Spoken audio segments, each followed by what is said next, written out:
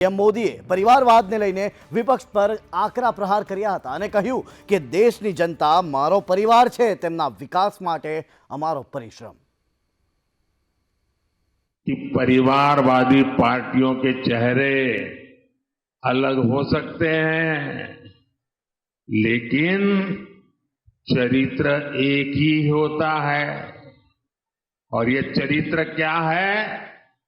दो पक्की चीजें हैं उनके चरित्र में, एक झूठ, दूसरा लूट। मैं इनके परिवारवाद पर सवाल उठाता हूं तो इन लोगों ने बोलना शुरू कर दिया है कि मोदी का कोई परिवार नहीं है। देश के कोटि कोटि लोग मुझे अपना मानते हैं,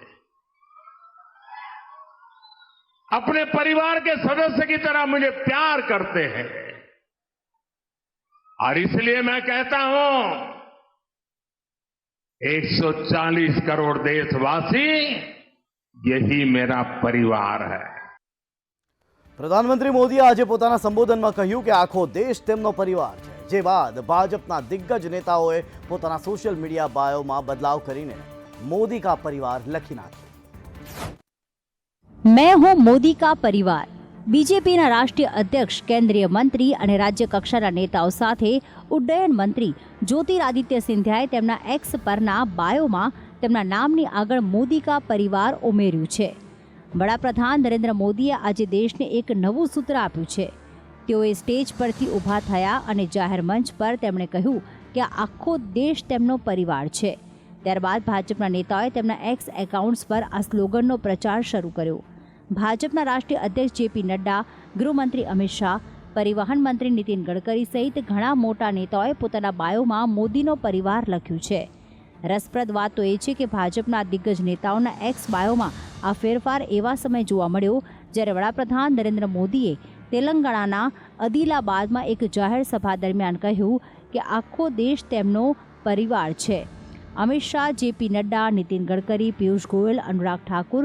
અત્રે ઉલ્લેખનીય છે કે ચૂંટણીની મોસમ પહેલા જ મોદીના પરિવારના નામનો ઉપયોગ ભાજપના નેતાઓએ એક્સ પર કર્યો છે। લોકસભા ચૂંટણીને ગણતરીના મહિના જ બાકી છે, ત્યારે કોંગ્રેસના ધારાસભ્ય મોઢવાડિયાએ પણ રાજીનામું ધરી દેતા રાજકારણમાં હડકંપ મચ્યો છે। લોકસભા ચૂંટણીને લઈ ગણતરીના મહિનાઓ બાકી છે, ત્યારે કોંગ્રેસના અનેક દિગ્ગજ નેતાઓ રાજીનામા આપી રહ્યા છે। કોંગ્રેસના પૂર્વ ધારાસભ્ય અમરીશ ડેર બાદ હવે કોંગ્રેસના ધારાસભ્ય અને પૂર્વ પ્રદેશ પ્રમુખ અર્જુન મોઢવાડિયાએ પણ રાજીનામું ધરી દેતા રાજકારણમાં ગરમાવો આવ્યો છે। અર્જુન મોઢવાડિયાએ ગુજરાત વિધાનસભાના સ્પીકર શંકર ચૌધરીને રાજીનામું સુપરત કર્યું હતું। આ રાજીનામા બાદ વિધાનસભામાં કોંગ્રેસનું સંખ્યાબળ 14 થઈ ગયું છે। કોંગ્રેસમાંથી મોઢવાડિયાએ ધારાસભ્ય પદેથી રાજીનામું આપતા હવે પોરબંદરની પેટા ચૂંટણી પણ આવશે। અર્જુન મોઢવાડિયાએ રાજીનામું આપ્યા બાદ કહ્યું કે છેલ્લા ઘણા સમયથી ગુંગળામણ અનુભવતો હતો। હવે કોંગ્રેસ પક્ષે વિચારવાનું છે કે મારા જેવા કાર્યકરે કેમ કોંગ્રેસ છોડી। જે રીતે અત્યારે જ કોંગ્રેસ પક્ષ ચાલે છે એમાં હું પરિવર્તન લઈ આવવામાં સફળ થઈશ નહીં। એ કારણોસર મેં આજે કોંગ્રેસ પક્ષના પ્રાથમિક સભ્ય પદેથી અને જે પક્ષના નિશાન ઉપર હું ચૂંટણી જીતેલો એ વિધાનસભાના સભ્ય તરીકે પણ રાજીનામું આપ્યું છે। લોકસભા ચૂંટણીને હવે ગણતરીના મહિનાઓ બાકી છે, ત્યારે અનેક દિગ્ગજ નેતાઓ કોંગ્રેસ છોડીને જઈ રહ્યા છે। ત્યારે હવે રાજુલાના પૂર્વ ધારાસભ્ય અમરીશ ડેરે કોંગ્રેસમાંથી રાજીનામું આપી દીધું છે। લોકસભા ચૂંટણી અગાઉ ગુજરાતમાં બે મોટા નેતાઓના રાજીનામાથી કોંગ્રેસને ઝટકા પર ઝટકા લાગ્યા છે। સિનિયર નેતા અને કાર્યકારી અધ્યક્ષ અમરીશ ડેરે કોંગ્રેસમાંથી રાજીનામું આપી દેતા રાજકારણમાં ગરમાવો આવી ગયો છે। આજે પ્રદેશ ભાજપ અધ્યક્ષ સી.આર. પાટીલ અને અમરીશ ડેર વચ્ચે મુલાકાત થઈ હતી। આ મુલાકાત સમયે પ્રદેશ ભાજપ નેતા અને આહિર સમાજના અન્ય સામાજિક આગેવાનો પણ ઉપસ્થિત રહ્યા હતા। ડેરના ઘરે 20 મિનિટ સુધી ભાજપ પ્રદેશ પ્રમુખ સાથે આ બેઠક યોજાઈ હતી। ત્યારે રાજીનામાની જાહેરાત બાદ અમરીશ ડેરે કહ્યું હતું કે હું ભાજપના અમરેલી જિલ્લાના ભાજપ યુવા પાર્ટીમાં કામ કરી ચૂક્યો છું।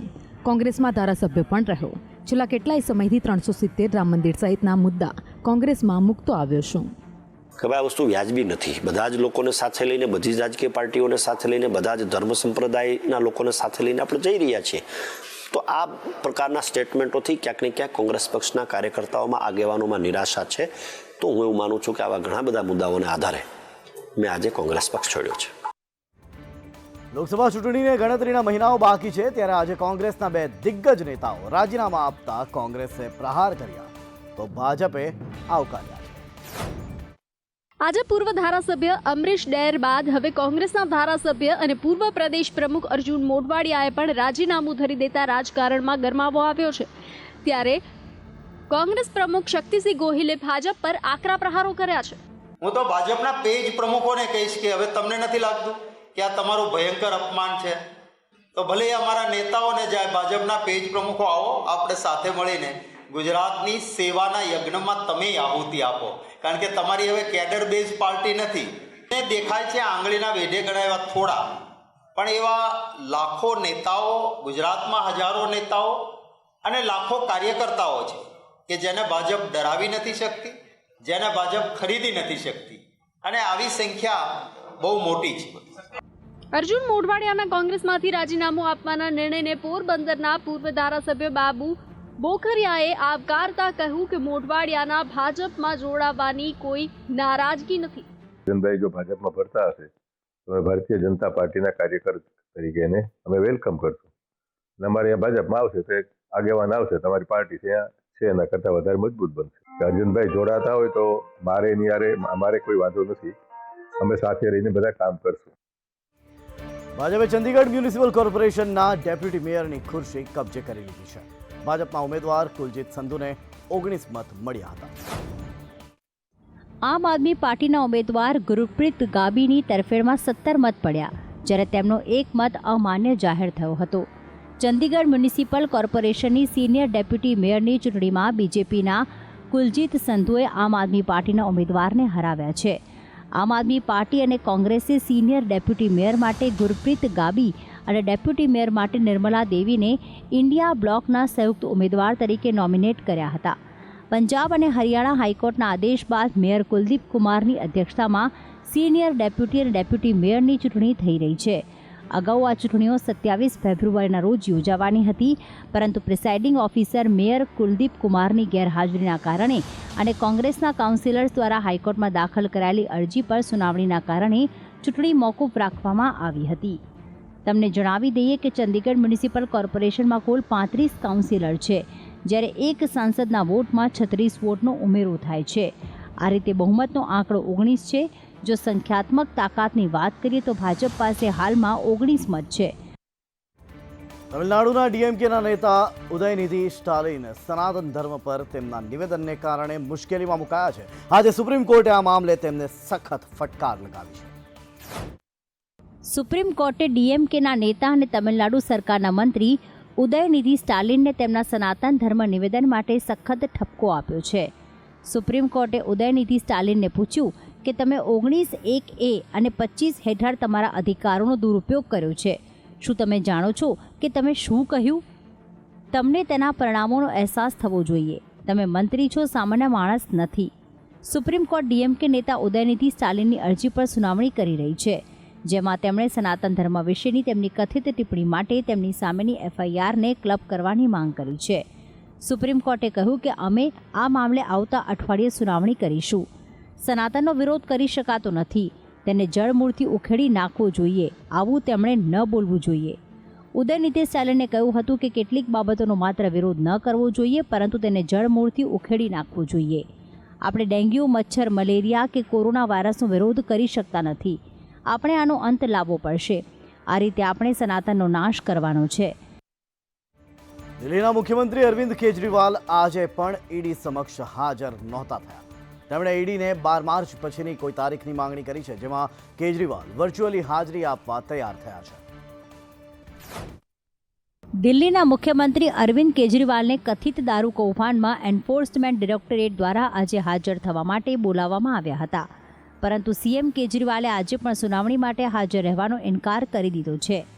ઈડીએ તેમને 8મું સમન્સ જારી કર્યું હતું. અગાઉ કેન્દ્રીય એજન્સીએ તેમને 7 નોટિસ પાઠવી હતી, પરંતુ કોઈકને કોઈક કારણસર તે તેમની સામે હાજર થયા નહીં. તે જ સમયે આમ આદમી પાર્ટી આરોપ લગાવી રહી છે કે લોકસભા ચૂંટણી પહેલાં કેજરીવાલની ધરપકડ કરવાનું ષડયંત્ર રચવામાં આવી રહ્યું છે. ઈડીના 8મા સમન્સનો જવાબ આપતા સીએમ કેજરીવાલે કહ્યું કે ઈડીનું સમન્સ ગેરકાયદેસર છે. પરંતુ તેમ છતાં તેઓ જવાબ આપવા તૈયાર છે. તેમણે 12 માર્ચ પછીની તારીખ માંગી છે. તેમણે એમ પણ કહ્યું છે કે તેઓ વિડીયો કોન્ફરન્સિંગ દ્વારા એજન્સીના પ્રશ્નોના જવાબ આપશે.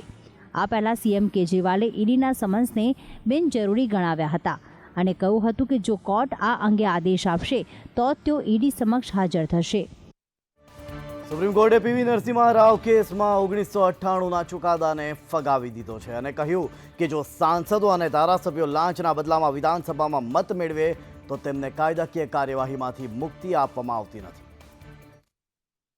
સુપ્રીમ કોર્ટની બેન્ચે કહ્યું છે કે આ સર્વસંમતિથી લેવાયેલો નિર્ણય છે અને સુપ્રીમ કોર્ટ આ છૂટ સાથે અસંમત છે. ઉલ્લેખનીય છે કે 1998ના નિર્ણયમાં કહેવામાં આવ્યું હતું કે જો સાંસદો અને ધારાસભ્યો લાંચ લે છે અને ગૃહમાં મતદાન કરે છે તો તેમને કાર્યવાહીમાંથી મુક્તિ આપવામાં આવશે.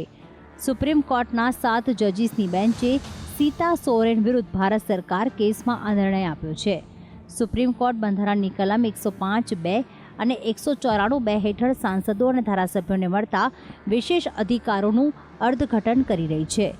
CJI DY ચંદ્રચૂડ ઉપરાંત જે જજીસે ચુકાદો સંભળાવ્યો તેમાં justice A.S. Bopanna, justice M.M. Sundaresh, justice P.S. Narasimha, justice J.B. Pardiwala, justice Sanjay Kumar અને જસ્ટિસ મનોજ મિશ્રાનો સમાવેશ થાય છે. કોર્ટ સમક્ષ પ્રશ્ન એ હતો કે શું જનપ્રતિનિધિઓ લાંચના બદલામાં ગૃહમાં ભાષણ આપવા કે મતદાન કરવાના કેસમાં કાયદાકીય કાર્યવાહીમાંથી મુક્તિનો દાવો કરી શકે છે કે નહીં. સુપ્રીમ કોર્ટે 1998ના પોતાના નિર્ણય પર પુનઃવિચાર કરવો પડ્યો. રાજ્યમાં હવે કમોસમી વરસાદની ઘાત ટળી ગઈ છે. હવામાન વિભાગે કહ્યું કે તાપમાન હવે 3 થી 4 ડિગ્રીનો વધારો થશે. હવામાન વિભાગે તાપમાનનો પારો હવે ઉચકાશે તેવી આગાહી કરી છે. લઘુત્તમ અને મહત્તમ તાપમાનમાં 3 થી 4 ડિગ્રી વધારો થશે તથા 5 માર્ચથી રાજ્યમાં ગરમી અનુભવાશે. રાજ્યમાં માર્ચ મહિનો ગરમ રહેશે તેમજ રાજ્યમાં કમોસમી વરસાદથી રાહત મળશે. આજે રાજ્યમાં ઠંડીનો ચમકારો જોવા મળ્યો હતો. મોટા ભાગના શહેરોમાં તાપમાન ગગડ્યું હતું ત્યારે 11.4 ડિગ્રી સાથે નલિયા સૌથી ઠંડુ શહેર રહ્યું છે. અમદાવાદમાં તાપમાન 14.8 ડિગ્રી નોંધાયું છે તથા ગાંધીનગરમાં 14.6 ડિગ્રી, ડીસામાં 12.4 ડિગ્રી તાપમાન છે. ભુજમાં 13.1 ડિગ્રી, કંડલામાં 12 ડિગ્રી તાપમાન નોંધાયું તો રાજકોટમાં 13.2 ડિગ્રી, અમરેલીમાં 15 ડિગ્રી તાપમાન નોંધાયું. પોરબંદરમાં 14.4 ડિગ્રી, સુરેન્દ્રનગરમાં 13.6 ડિગ્રી તાપમાન નોંધાયું છે. કેશોદમાં 13.4 ડિગ્રી તાપમાન નોંધાયું છે તો ગઈકાલે દાહોદ જિલ્લાના વાતાવરણમાં પણ પલટો જોવા મળ્યો હતો. જિલ્લામાં કમોસમી વરસાદ વરસતા ખેતરોમાં પાણી ભરાઈ જતા ખેડૂતોની ચિંતા વધી હતી. રાજ્યમાં કફ સિરપનો અત્યાર સુધીનો સૌથી મોટો જથ્થો ઝડપાયો છે. મોરબીના રંગપર પાસે કફ સિરપની 90,000થી વધુ બોટલ ઝડપાઈ છે. છેલ્લા કેટલાક સમયથી ગુજરાતમાં એવી અનેક ઘટનાઓ બની છે કે જેમાં આયુર્વેદિક સિરપના નામે નશાનો કારોબાર મોટા પાયે થતો જોવા મળ્યો હોય. કેટલીક જગ્યાએ એવા કફ સિરપનું વેચાણ થતું હતું. આવા સિરપ પર લગામ લગાવવા પોલીસની સાથે સાથે તપાસ એજન્સીઓ પણ સતર્ક થઈ છે. જેમાં સતર્કતાના ભાગરૂપે અલગ અલગ જગ્યાએથી નશાકારક સિરપનો જથ્થો ઝડપાઈ પણ રહ્યો છે. મોરબીના રંગપર પાસે કફ સિરપનો અત્યાર સુધીનો સૌથી મોટો જથ્થો ઝડપી પાડવામાં આવ્યો. મળતી વિગતો પ્રમાણે રંગપર પાસેથી કફ સિરપની 90,000થી વધુ બોટલ ઝડપાઈ છે. પકડાયેલા કફ સિરપની કિંમત અંદાજે 1.5 થી 2 કરોડ રૂપિયા છે. આ કફ સિરપના જથ્થાને આર ટાઇલ નામના ગોડાઉનમાં રાખવામાં આવ્યો હતો જ્યાંથી તેને જપ્ત કરવામાં આવ્યો છે. આ મામલામાં ટ્રક ચાલક, ક્લીનર અને ગોડાઉનના માલિકને એલસીબીએ ઝડપી પાડ્યા છે. ત્રિપુરાના કોઈ શખ્સે ઝારખંડથી આ જથ્થો મોકલ્યો હોવાનું સામે આવ્યું છે અને મોરબીના કોઈ રવિ પટેલ નામના શખ્સે જથ્થો મંગાવ્યો હતો. રાજ્યની પ્રાથમિક શાળામાં શિક્ષકોની અધધ જગ્યાઓ ખાલી પડેલી છે. ડિસેમ્બર 2023 સુધીના આંકડાઓ પ્રમાણે રાજ્યમાં પ્રાથમિક શાળામાં 17,905 જગ્યાઓ ખાલી છે. ધોરણ 1 થી 5માં 9,233 જગ્યાઓ શિક્ષકોની ખાલી છે જ્યારે ધોરણ 6 થી 8માં 8,672 જગ્યાઓ શિક્ષકોની ખાલી છે. જેમાં કચ્છ જિલ્લામાં સૌથી વધુ જગ્યાઓ 1,532 ખાલી છે. શિક્ષણ મંત્રીના મહીસાગર જિલ્લામાં 740 જગ્યાઓ ખાલી છે જ્યારે બનાસકાંઠા જિલ્લામાં 1,028 જગ્યાઓ ખાલી છે. દાહોદમાં 1,169 જગ્યાઓ ખાલી છે. જે અમને સરકારના પ્રશ્ન પ્રમાણે ખૂબ મહત્વનું હતું કે એની બદલી પહેલાં થઈ જાય અને એ બદલી થયા તુરંત જ જે જગ્યાઓ ખાલી પડી, આ જગ્યાઓ ખાલી પડવાના હિસાબે અમે ભરતીના જે સમય હતો એ પૂરતો ન થવાથી એમણે વૈકલ્પિક વ્યવસ્થા જ્ઞાન સહાયકની કરી છે. પરંતુ આવનારા સમયમાં આદરણીય ભૂપેન્દ્રભાઈ પટેલ સાહેબના માર્ગદર્શન નીચે જે ઘટ છે, જે પ્રશ્ન છે, જે રોટેશન મુજબ, જે સરકારના પદ્ધતિ મુજબ અને જે સજેશનો જે કમિટીના આવશે એ પ્રમાણે સરકાર નિર્ણય કરતી હોય છે અને આવા નિર્ણય અમે અનેક વાર સરકારે કરેલા છે. સુપ્રીમ કોર્ટે આમ આદમી પાર્ટી વિરુદ્ધ કડક વલણ અપનાવતા તેની ઓફિસ ખાલી કરવા કહ્યું છે. રાઉઝ એવન્યુ કોર્ટને ફાળવવામાં આવેલી જમીન પર પાર્ટીની ઓફિસ બનાવવામાં આવી છે. કોર્ટે ચૂંટણીને ધ્યાનમાં રાખીને 15 જૂન સુધીનો સમયગાળો પણ આપ્યો હતો. આમ આદમી પાર્ટી વિરુદ્ધ ફરિયાદ કરવામાં આવી હતી કે તેમની ઓફિસ રાઉઝ એવન્યુ કોર્ટને ફાળવવામાં આવેલી જમીન પર બનાવવામાં આવી હતી. આ મામલે હાઈકોર્ટે પણ ભારે નારાજગી વ્યક્ત કરી હતી અને ઓફિસ ખાલી કરવા કહ્યું હતું. આ નિર્ણય સામે આપે સુપ્રીમ કોર્ટનો સંપર્ક કર્યો હતો. હવે સુપ્રીમ કોર્ટે ઓફિસ ખાલી કરવાનું કહ્યું છે. કોર્ટે એમ પણ કહ્યું છે કે આપ નવી ઓફિસ માટે સરકારને અરજી કરી શકે છે. કોર્ટે એમ પણ કહ્યું કે સંબંધિત વિભાગે 4 અઠવાડિયાની અંદર આપની અરજી પર નિર્ણય લેવો જોઈએ. કોર્ટે સ્પષ્ટ કર્યું હતું કે આ જમીન કોર્ટને પહેલાથી જ ફાળવવામાં આવી છે. તે જમીન પર હાઈકોર્ટના કર્મચારીઓ માટે રહેણાંક સંકુલ બનાવવામાં આવનાર છે. ત્યાં પાર્ટી કાર્યાલય ચલાવી શકાતું નથી. આ પહેલા 14 ફેબ્રુઆરીએ આ મામલામાં સુનાવણી દરમિયાન સુપ્રીમ કોર્ટે સખત નારાજગી વ્યક્ત કરી હતી. સુનાવણી દરમિયાન ચીફ જસ્ટિસ ડીવાય ચંદ્રચૂડે કહ્યું કે કોઈને પણ કાયદો તોડવાની મંજૂરી આપી શકાય નહીં. કોર્ટે આપને આ ઓફિસ ખાલી કરવા અને જમીન હાઈકોર્ટને સોંપવાનો આદેશ આપ્યો હતો. હવે કોર્ટે તેને 15 જૂન સુધીનો ખાલી કરવાનો આદેશ આપ્યો છે. ભારતના સૂર્ય મિશન આદિત્ય L1ના લોન્ચિંગ સમયે ઇન્ડિયન સ્પેસ રિસર્ચ ઓર્ગેનાઇઝેશનના વડા એસ સોમનાથ કેન્સર સામે ઝઝૂમી રહ્યા હતા. એસ સોમનાથે આ વાતની પુષ્ટિ કરી હતી. એસ સોમનાથે કહ્યું હતું કે સ્કેનિંગમાં કેન્સરની જાણ થઈ હતી. ચંદ્રયાન 3 મિશનના લોન્ચિંગ દરમિયાન પણ કેટલીક સ્વાસ્થ્ય સંબંધિત સમસ્યાઓ હતી. જો કે ત્યાં સુધી કંઈ સ્પષ્ટ થયું ન હતું. તેમણે કહ્યું કે આદિત્ય મિશનના દિવસે તેમણે આ રોગ હોવાનું નિદાન થયું હતું. તેનાથી તે અને તેનો પરિવાર બંને પરેશાન હતા. તેમના તમામ સાથી વૈજ્ઞાનિકો પણ આ સમાચારથી દુઃખી થયા હતા. પરંતુ તેણે આ પડકારજનક વાતાવરણમાં પોતાની જાતને કાબૂમાં રાખી હતી. પરિવાર અને ઇસરોના વૈજ્ઞાનિકોની સંભાળ લીધી. લોન્ચિંગ પછી તેમણે તેના પેટનું સ્કેન કરાવ્યું હતું.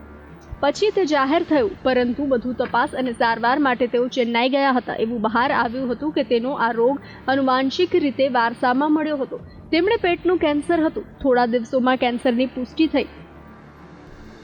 આ પછી સોમનાથની સર્જરી કરવામાં આવી. પછી તેમની કેમોથેરાપી ચાલી રહી છે. સોમનાથે જણાવ્યું કે તેમનો આખો પરિવાર આઘાતમાં હતો, પણ હવે એવું કંઈ નથી. સારવારથી તેઓ સ્વસ્થ થઈ ગયા છે અને હાલ દવા ચાલી રહી છે. પરંતુ આ દરમિયાન તેના પરિવાર અને મિત્રોએ તેને ઘણો સાથ આપ્યો.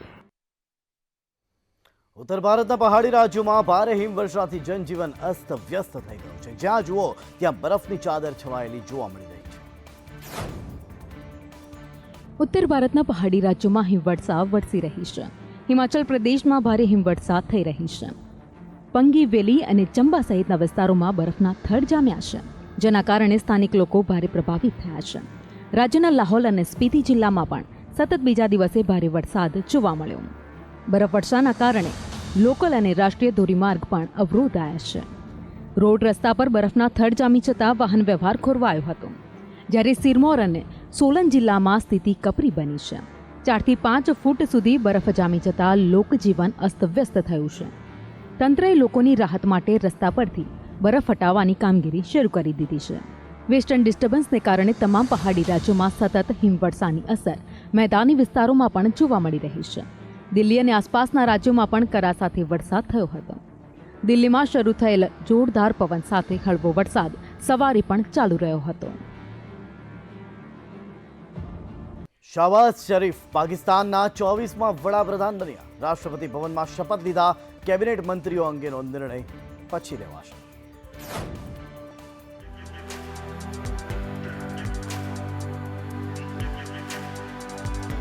72 વર્ષના શાહબાઝ શરીફ બીજી વખત પાકિસ્તાનના વડાપ્રધાન બન્યા છે. તેમણે સોમવારે રાષ્ટ્રપતિ ભવનમાં શપથ લીધા.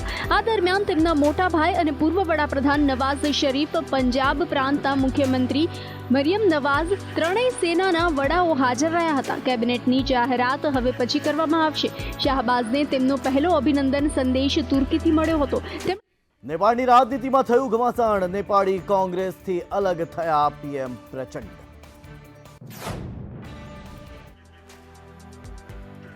મળેલી માહિતી મુજબ નેપાળના વડાપ્રધાન પ્રચંડ નેપાળી કોંગ્રેસથી અલગ થયા બાદ પૂર્વ વડાપ્રધાન એલીની પાર્ટી સાથે મળીને નવી સરકાર બનાવવા જઈ રહ્યા છે. વાસ્તવમાં નેપાળમાં પ્રચંડ સરકારના રૂપમાં જે સરકાર પહેલાથી જ સત્તામાં છે તે એટલી શક્તિશાળી નથી, કારણ કે ત્યાં ગઠબંધન સરકાર છે. નેપાળી પીએમ પ્રચંડને નેપાળી કોંગ્રેસ સાથે મળીને સરકાર ચલાવી રહ્યા હતા. અત્યાર સુધી નેપાળમાં માઓવાદી કેન્દ્ર અને નેપાળી કોંગ્રેસની ગઠબંધન સરકાર હતી અને નેશનલ એસેમ્બલીના અધ્યક્ષના પ્રશ્ન પર દેશની મોટી પાર્ટીઓ વચ્ચે અંતર વધવા લાગ્યું.